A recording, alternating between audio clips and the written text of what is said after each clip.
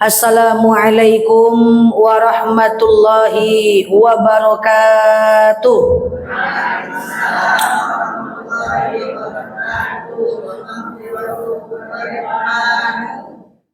Alhamdulillahi wahidil qahar, al-azizul ghaffar, mukawwirul layli 'alan nahar, tazkiratan li ulil qulubi wal absar, tabsiratan li zawil albabi wal i'tibar. Walhamdulillahilladzi nahmaduhu nasta'inuhu nastaghfiruh wa na'udzu billahi min syururi anfusina wa min sayyiati a'malina. May yahdihillahu fala mudhillalah wa may yudlilhu fala hadiyalah. Nashhadu an la ilaha illallah, nashhadu anna Muhammadan abduhu wa rasuluh, la nabiyya ba'dah amma ba'd. Kama qala Allah ta'ala azza wa jalla fi kitabihil karim, na'udzu billahi minasy syaithanir rajim. Bismillahirrahmanirrahim. Ya ayyuhan nasu u'budu rabbakumul ladzi khalaqakum wal ladzina min qablikum la'allakum tattaqun. Al-ayah. Wa kama qala nabiyyuna Muhammad ibn Abdullah, man salaka tariqan yaltamisu fihi ilman sahalallahu bihi tariqan ilal jannah. Al-hadis, sadaqallahul azim. Ibu-ibu, semoga siapapun kita yang hadir dalam majlis ini, insyaallah Allah sehatkan badan kita, Allah kuatkan jasad kita, Allah tambah ruh keimanan kita, Allah luaskan rezeki kita, Allah angkat segala masalah kita, Allah jauhkan kita dari orang-orang zalim, Allah matikan kita dalam keadaan husnul khatimah. Amin. Allahumma amin. Selanjutnya, salatan wa salaman daimaini mutaladhimaini ala nabiyuna Muhammad ibn Abdullah. Salawat salam kita hadiahkan kepada baginda Rasulullah sallallahu alaihi wasallam dengan lafaz Allahumma salli ala Muhammad wa ala ali Muhammad. Ibu-ibu yang saya sayangi karena Allah, kita akan membahas tentang satu tema pada sore yang berbahagia ini. Tapi sebelumnya saya mau menuntut keadilan. MC-nya ucapin salam, panjang ibu jawabnya. Pas saya nggak ada sampai ujung jawabnya kan. Ada yang sudah dapat materinya kemarin di An-Najah? Ada? Coba tes. Assalamualaikum warahmatullahi wabarakatuh.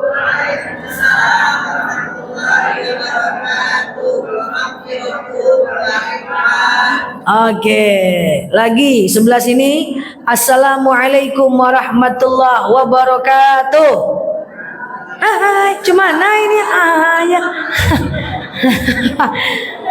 Nggak ada materinya di sini dong. Masjid sebelah adanya. Oke, jadi waalaikumsalam warahmatullahi wabarakatuh. Wa maghfiratu. Wa maghfiratu. Semua. Lagi. Waridwanu. Lagi. Gitu. Coba tes. Belum apa-apa udah dites susah jahannya. Jadi artinya assalamualaikum, keselamatan atas engkau. Warahmatullah, cinta Allah atas engkau. Wabarakatuh, keberkahan Allah atas engkau. Wa maghfiratu, ampunan Allah atas engkau. Waridwanu, surga ridwan untuk engkau. Keren gak tuh? Nah, apa arti assalamualaikum? Ini sebelum masuk materi nih. Assalamualaikum artinya apa? Keselamatan atas engkau. Apa selamat? Kalau kau mau ditipu orang, enggak jadilah.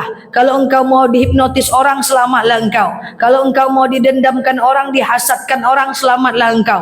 Kalau kau mau kemana-mana, selamatlah engkau. Itu artinya selamat. Assalamualaikum warahmatullah. Cinta Allah atas kamu. Apapun kondisimu, Allah tetap cinta kepadamu. Allah berikan rahmat. Rahmat dunia, rahmat akhirat. Rahmat itu kasih sayang Allah. Anak yang soleh, suami yang taat, rezeki yang banyak, keinginan untuk datang dalam majelis ta'lim, rahmat. Wa barakah, apa arti berkah? Berkah itu adalah tenang hati kita apapun kondisi nasib kita. Engkau lagi sakit, engkau tetap tenang. Anakmu sakit, kau tetap tenang. Dizolimin orang, kau tetap tenang. Utangmu serak-serak, kau tak akan tenang. Wa barakatuh. Berkah itu tenang hati kita apapun kondisi nasib kita. Wa maghfiratu, Allah ampuni engkau. Allah ampuni segala dosa-dosamu. Allah ampuni engkau kalau engkau bertaubat. Allah maafkan kesalahanmu. Itu wa maghfirah. Wa ridwanu, surga ridwan untukmu. Masya Allah, Islam yang punya itu. Jadi jawabnya nanti waalaikumsalam warahmatullah wabarakatuh wa maghfiratu wa ridwanu. Coba tes. Assalamualaikum warahmatullah wabarakatuh.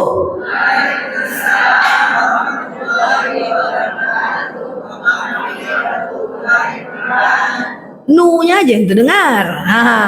Tes lagi dari Bu Nur ke sebelah. Assalamualaikum warahmatullahi wabarakatuh.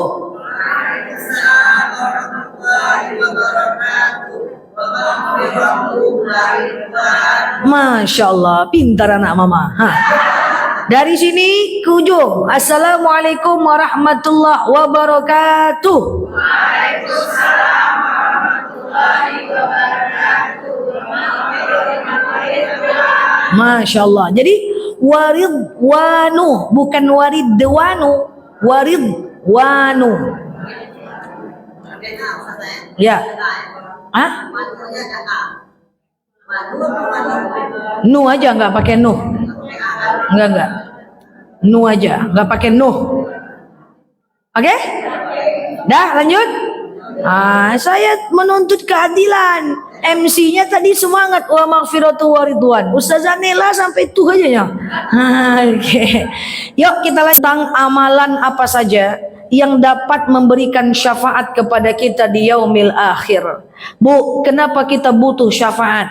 Karena yaumul akhir itu lebih pedih. Berapa banyak masalah kita di dunia? Kadang kita dizolimin orang, dihasadkan orang, didengkikan orang, anak yang melawan, mertua yang bikin sakit hati, tetangga yang julid-julid. Itu enggak seberapa dibandingkan pertanggungjawaban di yaumil akhir. Kehidupan dunia ini capek. Laqad khalaqnal insana fi kabad. Sungguh manusia itu diciptakan dalam keadaan lelah, letih. Tapi letih di dunia lebih ringan dibanding keletihan di akhirat. Maka di akhirat itu, karena kita letih, kita perlu mendapatkan syafaat, pertolongan saat kita mengalami susah payah di padang mahsyar. Saya sampaikan dulu sebelum kita lanjut. Saya sampaikan kembali bahwa kita ini hidup di dunia.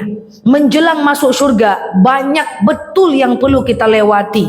Yang pertama, menjelang masuk surga, kita harus rasakan sakit mati dulu. Oke? Sakit mati dulu. Mati itu sakit. Makanya banyak riwayat yang menjelaskan tentang sakitnya sakaratul maut. Ya, ada yang mengatakan bagaikan dikuliti dengan 7 lapis kulitan. Ada yang mengatakan bagaikan ditanam duri dalam tubuh lalu dicabut pelan-pelan. Sakit mati. Makanya kalau mau mati, sebelum mati, jangan kalau mau mati, kita selalu berdoa, Allahumma hawwin alaina fi sakaratil maut. Ya Allah, mudahkan, ringankan aku dalam menghadapi sakaratul maut. Allahumma hawwin alaina fi sakaratil maut. Semua, 1, 2, 3. Baca itu 3 kali setiap habis sholat. Baca Allahumma hawwin alaina fi sakaratil maut. Semoga usaha doa kita itu bisa memudahkan meninggalnya kita. Amin. Setelah mati, apakah langsung masuk surga? Belum, Bu. Kita disiksa dulu di alam kubur. Siksa kubur itu dahsyat. Makanya kita berdoa supaya terhindar dari siksa kubur. Apa doanya?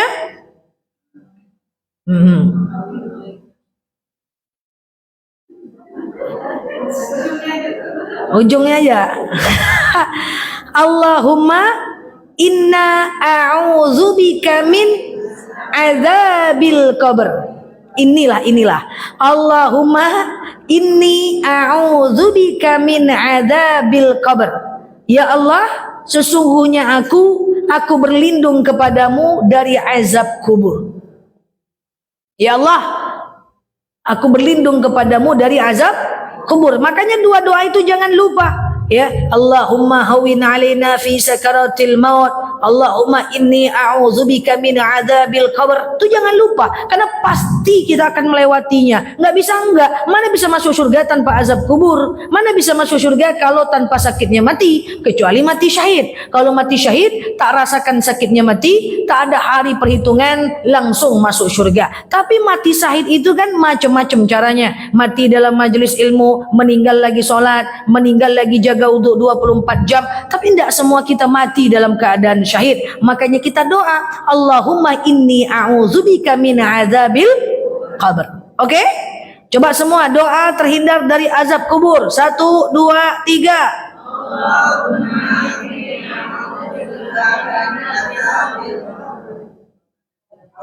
Kabarnya terdengar. Kabar semangat ya. Kubur kabar ya. Coba doa terlindung dari sakaratul maut.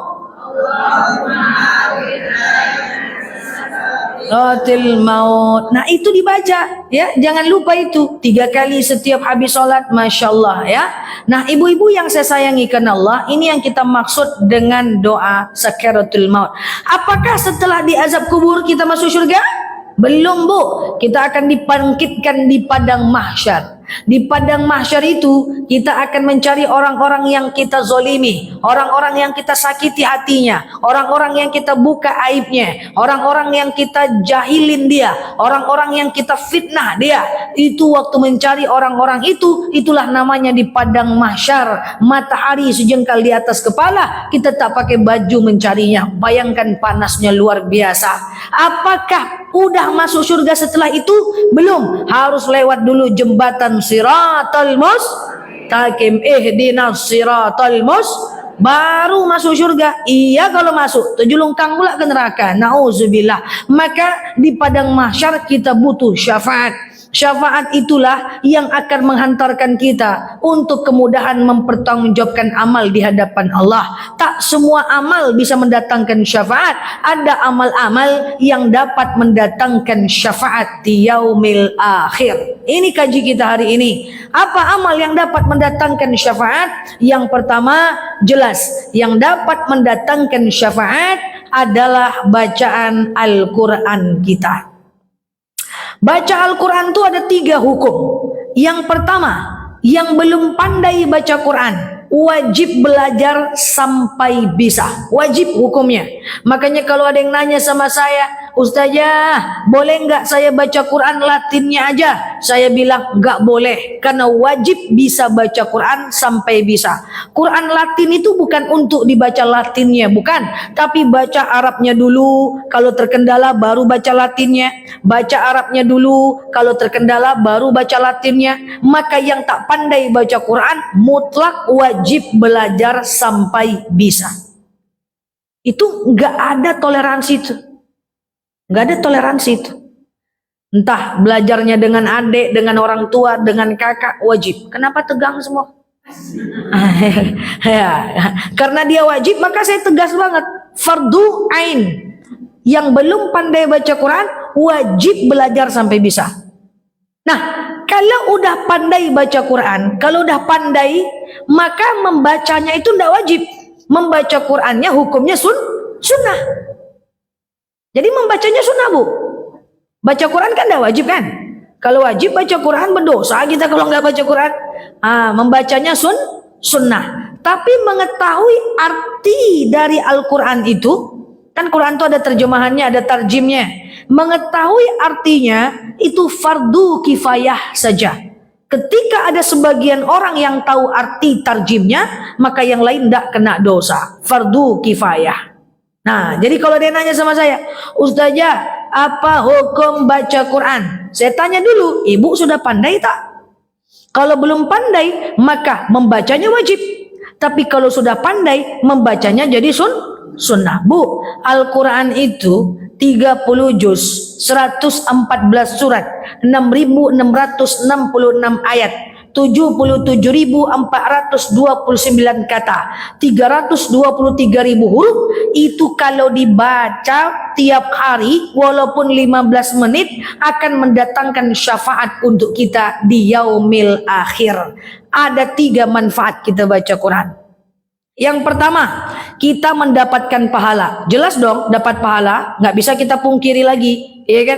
Ada dalil man qara'al Qur'an harfan, siapa yang membaca Quran satu huruf, falahu hasanatun, maka dia dapatkan satu kebaikan. Wal hasanatu bi asyrati amsalihha, satu kebaikan itu dikalikan dengan 10. La aqulu alif lam mim harfan, saya tak mengatakan alif lam mim itu satu huruf, walakinna alif harfan, lam harfan, wa mim harfan. Tapi alif satu huruf, lam satu huruf, mim satu huruf. Maka alif, lam, mim. Berapa huruf? 3. Tadi satu huruf pahalanya berapa? 1. 1 kali 3 berapa? 30. Pahala yang kita dapatkan. Jadi baca Quran dapat pahala. Jelas. Yang kedua, dengan bacaan Quran kita bisa berwasilah. Apa namanya? Ya Allah, wasilah, wasilah, wasilah, wasilah. Ya Allah, ya Allah, saya baca Quran. Dengan baca Quran ini lapanglah kuburan mak saya. Itu bisa. Saya baca Quran. Dengan baca Quran ini ringanlah sisa kubur atuk saya. Ya Allah ya Tuhan, saya baca Quran. Dengan baca Quran ini berhentilah malaikat menyiksa orang tua saya. Ya Allah ya Tuhan, saya baca Quran. Dengan baca Quran ini gantilah suami. Enggak ya? Taubatkanlah suami saya. Ya Allah, saya baca Quran. Dengan baca Quran ini solehkan anak saya. Bisa diwasilahkan. Pertama tadi dapat pahala. Yang kedua dapat wasi. Dan yang ketiga dapat syafaat. Bacaan Quran kita akan menjadi penolong kita di yaumil akhir. Saat tidak ada yang bisa menolong kita, amallah yang menolong kita. Di antaranya Al-Quran. Makanya letakkan Quran yang dekat dengan kita. Jangan Quran letaknya di atas lemari. Mau mengambilnya manjat pula dulu. Nyampe di atas 7 lungkang. Tidak jadi baca Quran. Baca Quran, ciptakan waktunya. Yang sudah baca Quran tiap hari, alhamdulillah. Yang belum, ciptakan waktunya. Kapan? Mau tiap jam berapa kita baca Quran? Tentukan. Kalau nggak ditentukan nggak bisa. Kalau teringat saja nggak bisa. Oh, saya mau baca Quran tiap habis subuh. Oh, saya mau baca Quran setiap tanggal 7. Setiap jam 7. Oh, saya mau baca Quran setiap habis makan siang. Oh, saya mau baca Quran setiap mau tidur. Tetapkan waktunya. Jangan berubah-ubah. Nanti lupa. Karena untuk istiqomah dan konsisten harus permanen waktunya seumur hidup kalau bisa. Oh, saya mau baca Quran tiap habis subuh. Baca terus.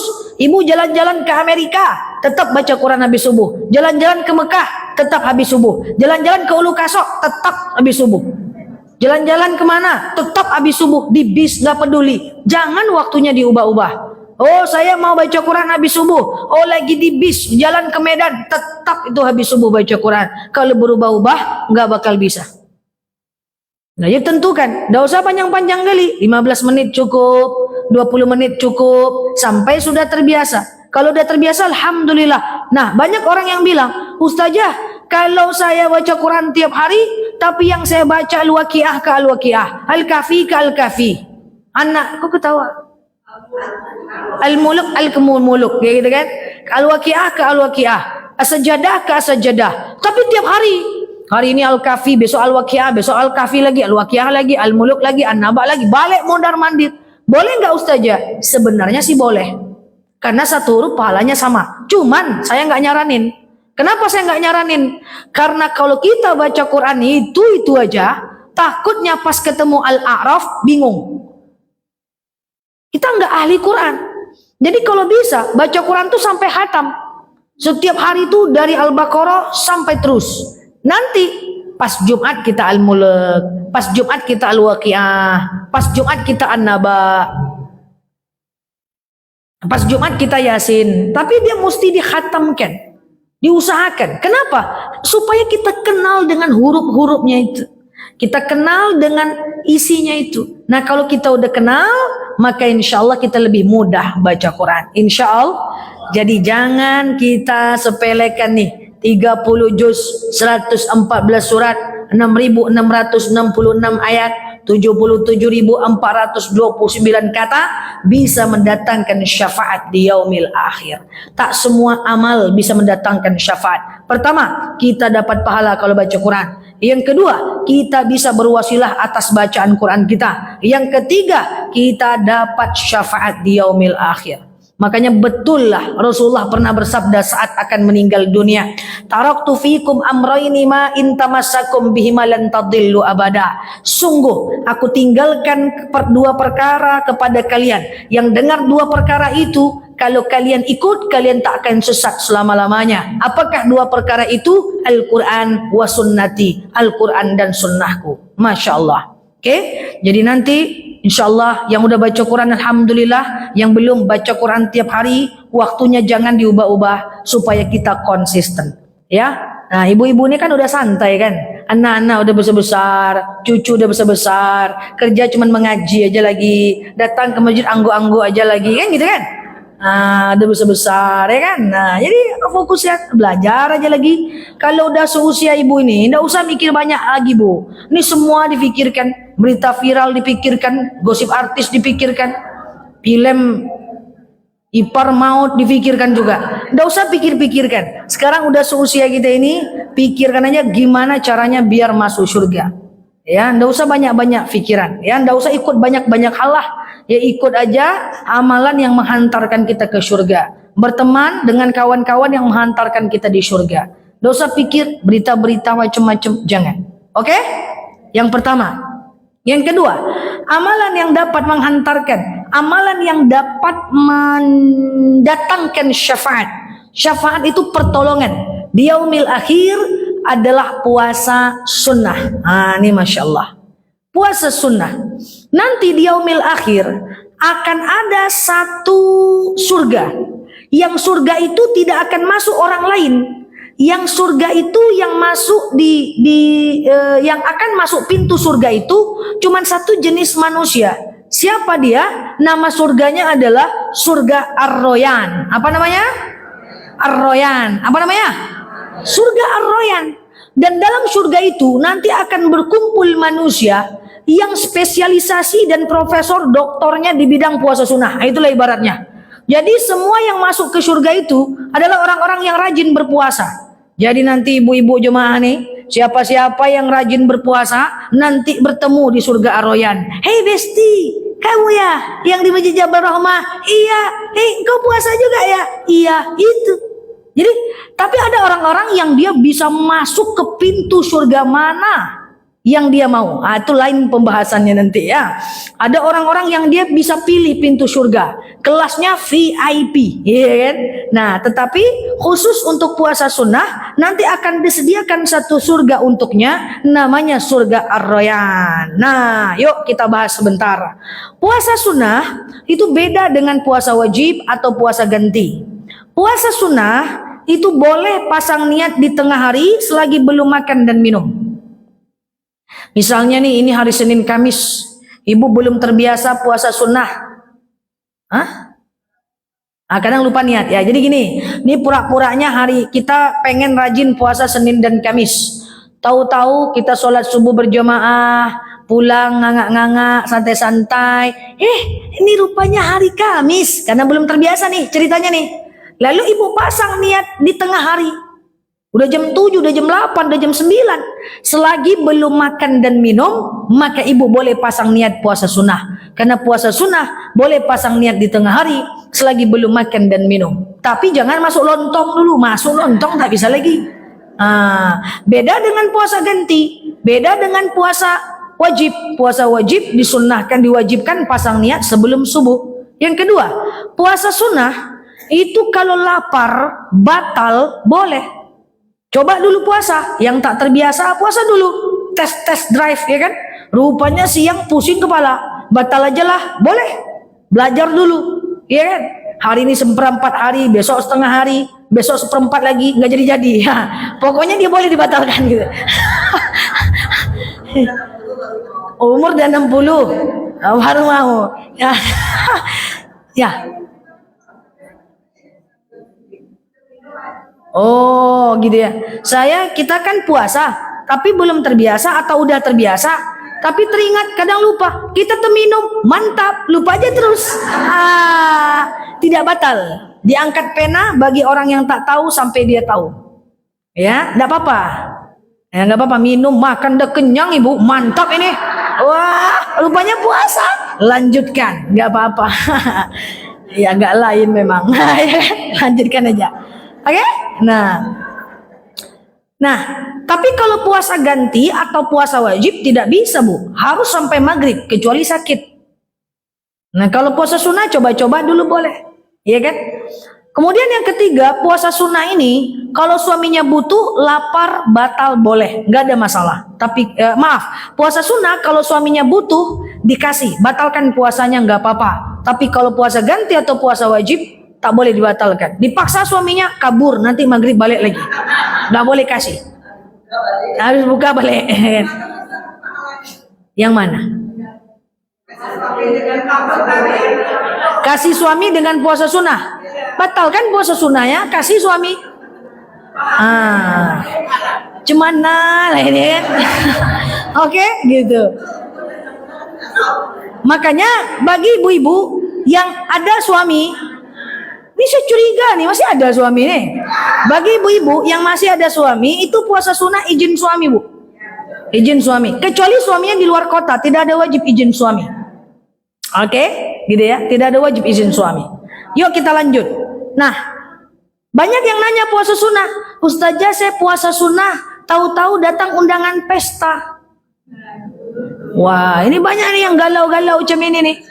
Ustazah, saya puasa sunnah, tahu-tahu datang undangan pesta. Kawan saya bilang batalkan, karena ini pesta ini kan wajib. Yang satu bilang tidak usah batalkan. Pening kepala saya, batalkan tidak ya, batalkan tidak ya, batalkan tidak ya. Pening kepala saya saja. Nah, ini kita dudukkan hukumnya. Coba, puasa hukumnya apa tadi? Sunnah. Hadir ke pesta hukumnya apa? Wajib apa? Wajib kifayah. Hadir ke pesta hukumnya makan di pesta hukumnya apa? Makan di pesta sunnah. Hadir ke pesta hukumnya wajib kalau diundang, betul? Hadirnya, makannya astagfirullah, bunur makruh pula. Hadir ke pesta hukumnya wajib, makannya hukumnya makannya kok wajib? Berdosa kalau tak makan. Makannya mubah. Apa namanya? Apa namanya?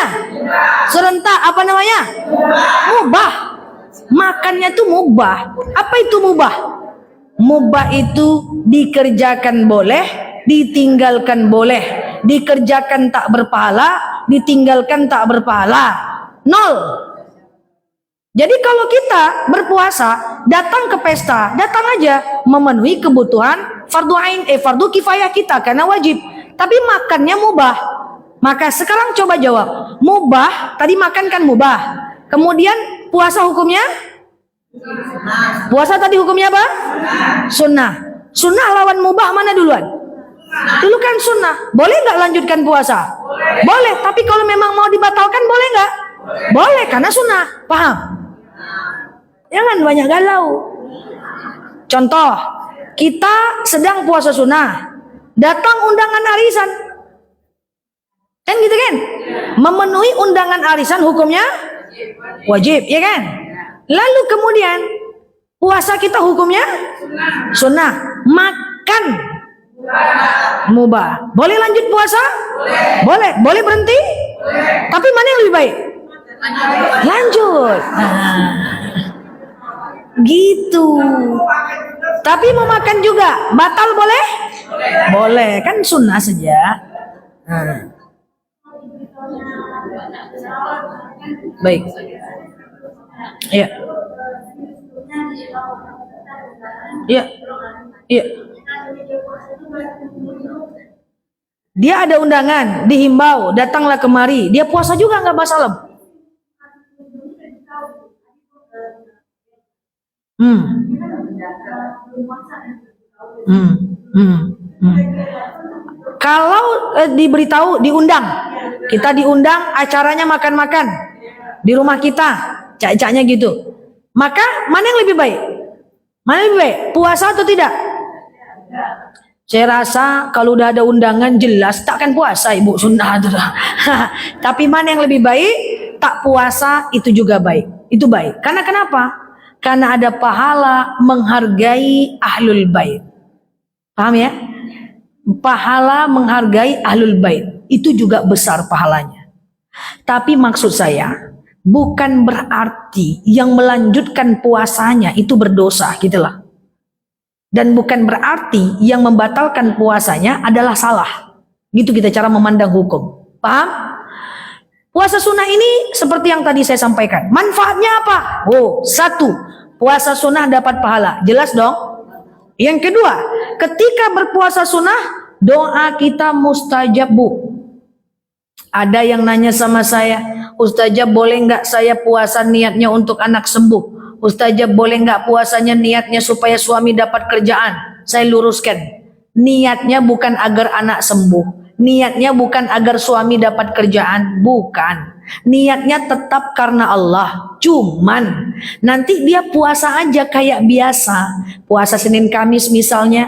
Nah di siang harinya saat berpuasa dia doa. Gitu caranya. Jadi bukan niatnya untuk anak sembuh. Bukan niatnya untuk suami dapat kerja. Niatnya tetap untuk Allah. Cuman saat dia berpuasa itu doanya mustajab, ya dia doa gitu loh. Di waktu puasa, entah di waktu duha, entah di waktu zuhur, ya entah di waktu dia sholat hajat, entahlah, pokoknya selama dia berpuasa. Oke? Dan yang ketiga, puasa kita dapat mendatangkan syafaat di yaumil akhir. Masya Allah. Sekali mendayuh, 2-3 pulau terlampaui. Sama dia mirip-mirip tuh baca Quran dengan puasa sunnah, dapat pahala, bisa berdoa, dapat syafaat di yaumil akhir.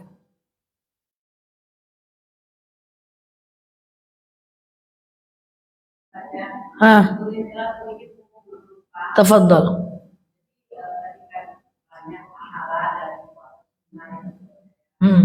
Jadi kalau misalnya ada kebutuhan tersebut sehingga tidak jalan dari gampang. Misalnya dulu kita sering waktu muda sering puasa, waktu SMP, SMA kan dia wajib puasa tuh, puasa wajibnya sering ya. Jadi kan kita nggak tahu berapa bulan. Jadi sekarang kita sudah tua nih tahu bahwa itu nggak boleh. Kita puasa rutin insya Allah setiap bulan Kamis. Tapi diniatkan juga supaya kita bisa puasa 2 bulan lalu. Nah, apakah itu juga sebagai puasa membayar undangan puasa sunnah? Ibu-ibu yang saya sayangi karena Allah, suatu ketika seorang sahabat bertanya kepada Rasulullah, "Ya Rasulullah, dakhaltu ilal Islam 10 sanatal madi." Saya masuk Islam 10 tahun yang lalu. Selama 10 tahun saya tak sholat, saya tak puasa. Jadi ceritanya sahabat Rasul ini tak sholat, tak puasa setelah dia mu'allaf. Rasulullah berkata, "Ahakul yakin. Yakin kau 10 tahun? Yakin ya Rasul. Yakin kau 10 tahun? Yakin ya Rasul. Yakin kau 10 tahun? Yakin ya Rasul." Kalau ingat jumlahnya berapa, dia tak berpuasa, bisa diganti. Kalau nggak ingat, nggak apa-apa, ke depan jangan ulang lagi. Nah, persoalan tentang memasang 2 niat dalam satu amal. Ada yang menyarankan, niatkan Senin Kamis untuk mengganti kodo. Niatkan di hari Senin Kamis untuk mengganti kodo. Ibu-ibu, kalau kita puasa Senin Kamis, kita niatkan untuk kodo di hari Senin Kamis, boleh nggak? Boleh nggak? Boleh, tapi niatnya satu. Iya dong. Saya ingin mengganti puasa pokoknya di Senin dan Kamis, tafadhol, nggak ada masalah. Iya kan? Nah, bagaimana kalau masang 2 niat dalam satu amal? Boleh nggak? Sunnah dengan sunnah masih bisa dapat 2 pahala. Walaupun niatnya tetap satu aja. Misalnya nih, puasa Senin Kamis berbenturan dengan puasa Yaumul Bid. Ya udah Yaumul Bid aja. Senin Kamis berbenturan dengan puasa Tarwiyah, ya udah Tarwiyah aja, paham ya? Ya ambil yang puasa paling singkat. Jadi puasa Senin Kamis berbenturan dengan puasa Arafah, gitu kan? Ya udah, misalnya hari Arafahnya di hari Kamis, niatnya puasa Arafah aja. Tapi kalau wajib dan sunnah, saya tim yang tidak menyarankan. Kenapa? Tadi kita udah belajar membedakan mana puasa wajib, mana puasa sunnah. Kalau puasa wajib, suami butuh, jangan kasih. Puasa sunnah, suami butuh, batalkan. Kalau ibu pasang niat dua, sengaja aku puasa ganti plus, puasa Senin Kamis plus, puasa nazar pula, kayak gitu kan? Lillahi ta'ala. Lillahi ta'alanya apa? Sunnah atasku atau wajib atasku? Udah bingung niatnya. Yang kedua, andaikan nanti suaminya butuh di siang hari, batalkan atau lanjutkan? Bingung kan ibu? Saya mau batalkan, saya ada niat puasa wajib. Saya mau nggak kasih suami, saya ada niat puasa sunnah. Walaupun ada yang mengatakan boleh, ada yang mengatakan boleh, ya. Tapi saya mengajak ibu-ibu semua, jangan hitung-hitungan sama Allah. Ya, jelaskan satu persatu niatnya, hukumnya. Ya, para sahabat pasti duluan lebih melakukan dibanding kita, seandainya itu dibolehkan. Gitu. Wah, saya kan tidak ada suami Ustazah. Datang lagi undangan arisan. Kan repot gitu. Oke? Nah, ini dia surga Ar-Rayyan. Ya, Masya Allah. Ya, jadi kalau yang berpuasa, jangan lupa ibu berdoa di waktu puasa. Insya Allah itu doa mustajab. Nomor 3. Nomor berapa lagi? Tafadhol. Sunnah? Boleh. Boleh bu, nggak apa-apa, nggak apa-apa. Nih pertanyaannya gini, saya ingin puasa sunnah, lihat sikon dulu, datang aja dulu, jugu-jugu, lauknya enak, batalkan. Lauknya tak sedap, lanjut. Nggak apa-apa itu. Isu nggak masalah, kalau puasa sunnah nggak ada masalah. Kayaknya pengalaman Bu Nurnya. Nah, akan ada puasa Senin Kamis, ada puasa Yaumul Bid, ada puasa Daud. Bagi yang udah rajin puasa Daud, sehari puasa, sehari tidak, sehari puasa, sehari tidak, sehari puasa, sehari tidak, itu lewatin aja semuanya. Gak usah pikirkan Yaumul Bid, gak usah pikirkan Senin dan Kamis. Karena puasa Daud itu top 1. Dasar dalilnya apa? Rasulullah pernah bersabda, andaikan aku bolehkan, aku akan wajibkan puasa Daud untuk umatku. Tapi karena itu syariatnya umat Nabi Daud, maka aku wajibkan puasa Ramadan untuk umatku dan kusunnahkan puasa Daud untuk umatku. Jadi puasa Daud itu udah top 1. Jadi nggak usah banyak-banyak fikir lah. Ya, suatu ketika seorang sahabat bertanya kepada Rasulullah, ya Rasulullah, saya ingin puasa, lakukan Yaumul Bid. Saya masih bisa lakukan puasa Senin dan Kamis. Saya masih bisa lakukan puasa Daud. Saya masih bisa stop di puasa Daud. Stop. Makanya hanya stop puasa Daud. Jangan puasa berturut-turut 100 hari, tidak boleh. Ya, maksimal cuman sehari puasa, sehari tidak. Sehari puasa, sehari tidak. Sehari puasa, sehari tidak. Oke. Semoga kita dipertemukan di surga Ar-Rayyan. Amin. Nomor 3. Amalan yang dapat dianjurkan mendatangkan syafaat adalah perbanyak bacaan sholawat. Sholawat kepada Rasulullah ini gak bisa diremehkan. Pertama, kita mendapatkan sholawat juga dari malaikat. Sekali kita bersolawat kepada Rasulullah, maka malaikat Jibril akan bersolawat 100 kali kepada kita.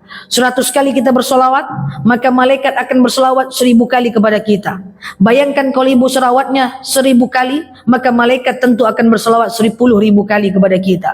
Solawat itu apa? Solawat itu adalah memuji Nabi Muhammad sallallahu alaihi wasallam. Dan Rasulullah Shallallahu Alaihi Wasallam itu sangat cinta kepada kita. Nggak ada salahnya kecintaan beliau kita balas. Fakta Rasulullah cinta kepada kita adalah ketika meninggal dunia, yang dia ingat bukan anaknya, yang dia ingat bukan istrinya, yang dia ingat bukan Abu Bakar, yang dia ingat bukan Umar bin Khattab, tapi dia ingat ummati, ummati, ummati, umatku, umatku, umatku. Yang dia ingat adalah jamaah Jabal Rahmah.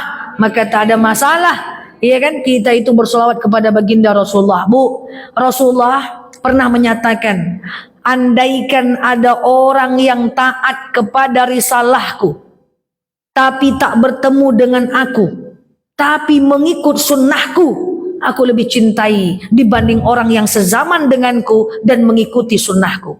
Orang yang hidup pada masa Rasulullah, taat kepada Rasulullah, masih ada kemungkinan wajar. Sementara kita tak pernah ketemu Rasulullah, kita tidak pernah bertemu dengan Rasulullah, hidup tak sezaman dengan Rasulullah, maka kita ikut sunnah Rasul. Berarti kita betul-betul percaya kepada Rasulullah SAW. Lebih Allah cintai, lebih Rasul cintai dibanding orang yang hidup pada masanya. Masya Allah.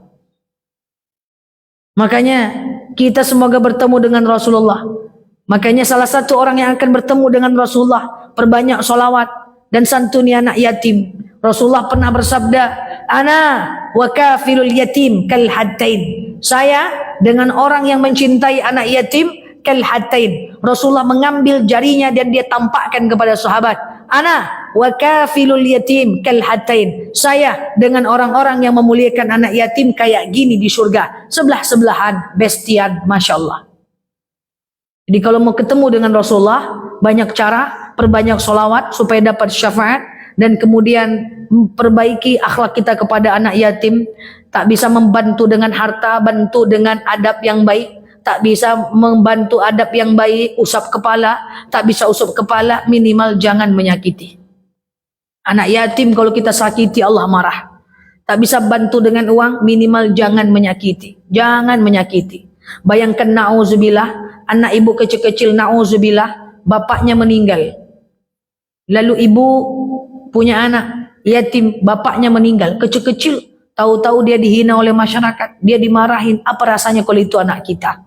Maka tak boleh. Orang-orang yang menghardi anak yatim itu adalah orang-orang yang mendustakan agama. Na'udzubillah. Ya, dalam Al-Maun kan begitu kan? Ya, tafadhal. Batas dari usia anak yatim dari perempuan sama laki-laki. Anak yatim itu tidak wajib diberikan zakat, kan gitu kan? Tidak boleh diberikan zakat. Dia hanya boleh diberikan sedekah. Banyak yang nanya, Ustazah batas anak yatim itu kayak gimana? Batas anak yatim kalau dia wanita hatta yablughun nikah, sampai dia menikah. Kalau laki-laki sampai dia mandiri. Tapi sebenarnya ibu nggak usah pikirkan itu. Karena sedekah ke anak yatim, udah tua pun dia kita sedekah, tetap dapat pahala sunnah. Karena dia bukan zakat, Bu. Kalau zakat baru atau andaikanlah anak yatim ini adalah kita berhak memberikan zakat, yaitu sampai dia balik saja. Iya kan? Sampai dia balik saja, maka ya belum nikah nih bukan sampai dia nikah ya. Takutnya nanti usia 40 tahun dia belum nikah. Enggak gitu. Ya belum nikah ini dalam tafsirnya adalah sampai dia dianggap bisa menikah gitu. Paham gak nih? Walaupun dia nggak nikah. Gitu kan? Nah, tapi sebenarnya untuk anak yatim ini tak pun kita tahu batasan umur.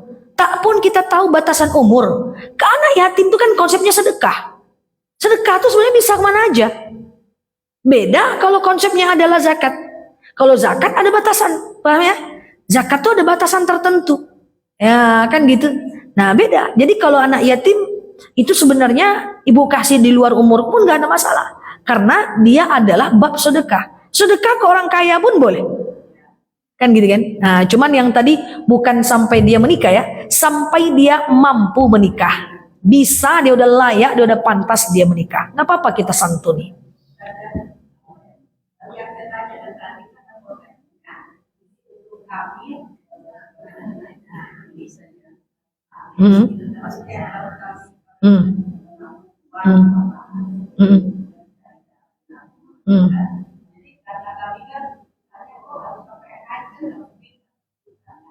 Betul. Betul.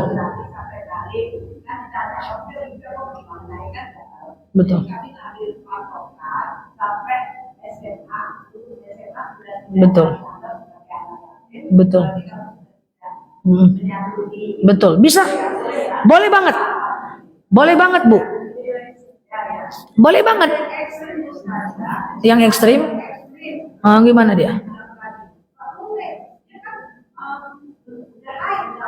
Bukan. Nah.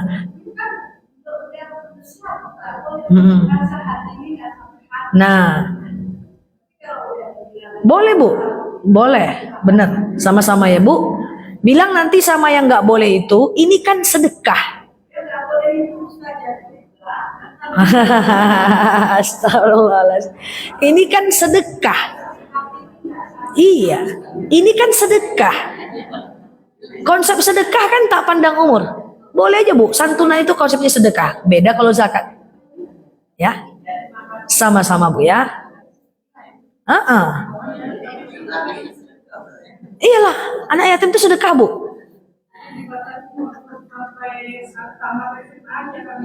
Tafadhol, silahkan, nggak ada masalah, nggak ada masalah. Oh anak yatim kalau udah tua nggak boleh dikasih, lah kan sedekah. Izin saya maaf ya, sedekah ke non muslim pun boleh. Kalau sedekah bebas, ngasih makanan kucing itu sedekah. Apa itu sedekah? Memberikan sesuatu kepada makhluk lain dengan niat karena Allah tanpa melanggar syariat. 3. Memberikan sesuatu kepada orang lain niat karena Allah tanpa melanggar syariat. Melanggar syariat ini gimana? Dia tidak dari hasil curian, dia tidak dari hasil korupsi, dia tidak dari hasil riba, kan kayak gitu. Itu dia sedekah. Oke? 3 aja dulu ya. Habis waktu 3 poin.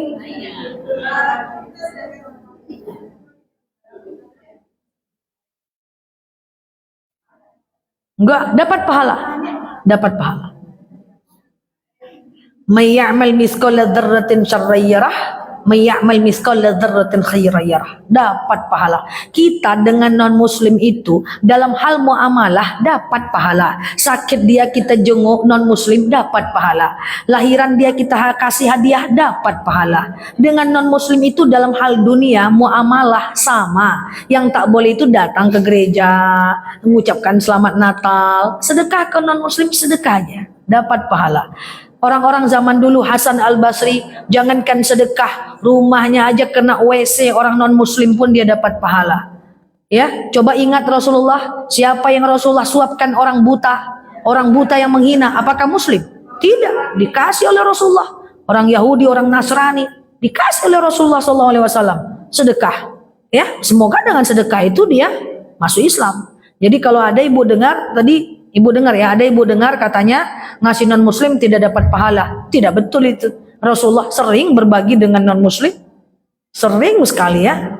Masya Allah. Oke? Allahu a'lam bishawab. Demikian dari saya. 100.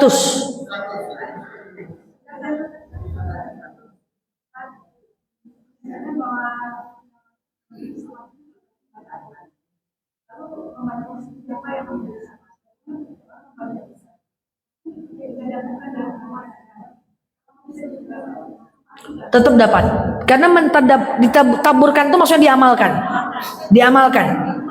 Baik, dia baca Quran benar, dia udah belajar Quran benar bacaan Qurannya, tapi isi Al-Quran itu tidak diamalkan. Qurannya tetap dapat syafaat, tapi dia tetap nanti masuk neraka kalau dia melanggar syariat. Dicuci dulu di neraka, nanti baru masuk surga. Cuman pertolongan saat dia di yaumil hisab, dia tetap mendapatkan syafaat. Karena amal tubuh walaupun kecil Allah akan berikan. Allah akan berikan. Jadi maksudnya gini, dia baca Al-Quran rajin, cuman gosip juga. Gitu maksudnya. Tidak diamalkan, dia cuman baca aja. Ini ya. Nah, hello nih yang masih gosip-gosip. Ini pertanyaan ibu nih bagus. Dia baca Quran, tapi tidak diamalkan. Dia masih kepo-kepo, dia masih gosip-gosip. Bisa nggak baca Qurannya dijadikan mendapatkan syafaat? Itu 2 bab yang berbeda. Baca Qurannya tetap Allah hitung sebagai amal yang mendapatkan syafaat. Karena Allah Maha Adil. Tapi dia bergosip, nanti dia juga berdosa. Gosipnya nanti dicuci di neraka. Tapi bukan berarti amalan baca Qurannya tidak diterima. Kan konsep dalilnya yang tadi, may ya'mal mithqala dzarratin khairan yarah, may ya'mal mithqala dzarratin syarran yarah. Kalau kita sampai pada pemahaman, baca Quran percuma, kalau masih gosip, aku masih gosip masih enak, enggak usahlah aku baca Quran, nanti gitu jadinya. Oke ya, jadi tetap dapat, tapi kadang-kadang dosa gosip itu lebih besar dibanding pahala baca Quran. Itu repotnya kita. Gosipnya dosa jariah, sementara baca Qurannya tidak amal jariah. Baca Quran emangnya amal jariah? Tidak, hanya dapat pahala saat baca. Kan nggak ngalir. Paham ya? Kan nggak ngalir. Dia ibaratnya tidak pasif income, dia aktif income itu. Saat baca dapat pahala, berhenti baca tak dapat pahala. Gosip, sekali gosip dapat dosa. Orang yang digosipkan bocor, langsung pasif income dosa. Multi level marketing dosa. Jadi yang banyak-banyak baca Quran janganlah bergosip. Tak imbang nanti antara baca Quran dengan gosipnya. Baca Quran kalau nggak baca berhenti pahalanya. Gosip kalau nggak gosip pahalanya nggak berhenti selama gosip itu masih menyebar. Iya dong. Kenapa gitu kalian nengok yang mau protes sini? Allah alam bisawab. Iya kan? Nah, jadi gosip itu dosa jariah itu besar dosanya itu. Mau pulang kita lagi nih ya. Satu-satu.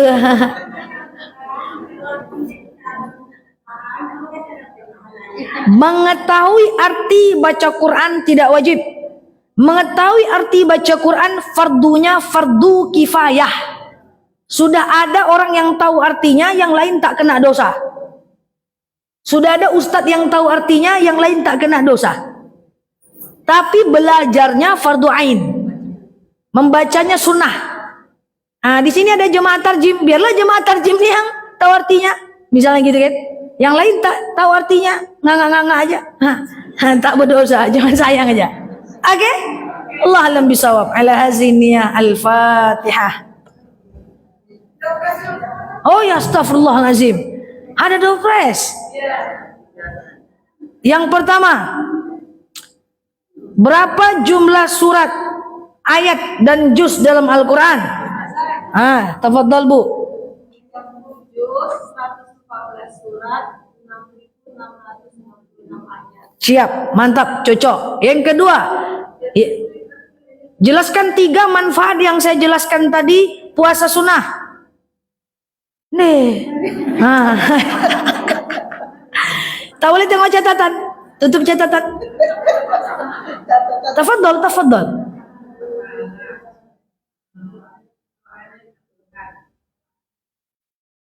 Oke, Masya Allah. Nomor 3.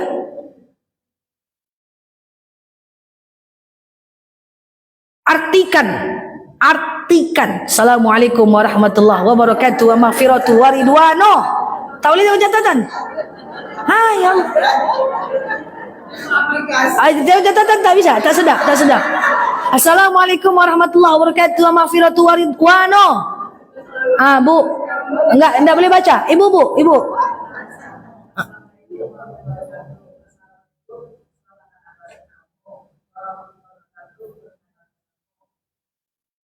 Wabarakatuh.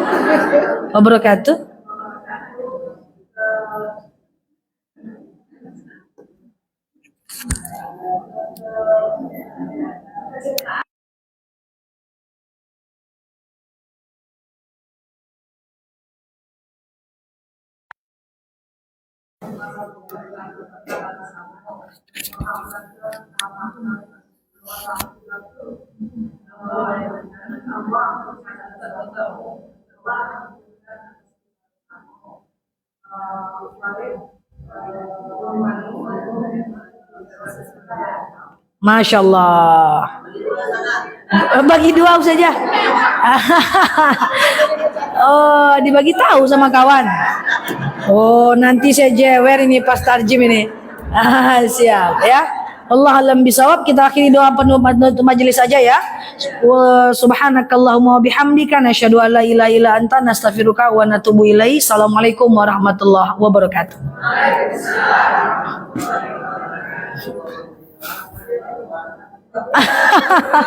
Siap. Oke, teman-teman, thank you banget ya. Yang baru mampir, teman-teman salam kenal ya dari aku. Yang baru mampir boleh klik foto yang ada di atas, follow, aktifkan tombol loncengnya agar teman-teman dapat video terbaru dari aku. Dan untuk tanya jawabnya nanti malam jam 8 malam ya, karena lagi ceramah aku nggak bisa menjawab pertanyaan teman-teman semuanya. Thank you banget yang udah tap layar, yang udah nge-give, yang udah komen, yang sudah hadir menemani aku di live kali ini. Sehat selalu ya buat teman-teman semua. Ini molor jamnya, jadi aku harus balik dulu ya. Kita tutup dulu ya teman-teman. Subhanakallahumma wa bihamdika nasyhadu an la ilaha illa anta nastaghfiruka wa natubu ilaik. Sampai ketemu di jam 8 malam waktu Indonesia Barat. Nela Luki di sini, sampai paham. Assalamualaikum warahmatullahi wabarakatuh. Bye bye. Makasih ya guys. Love you. Terima kasih banyak ya Ustaz. Iya, sama-sama. Oke teman-teman, aku matiin ya.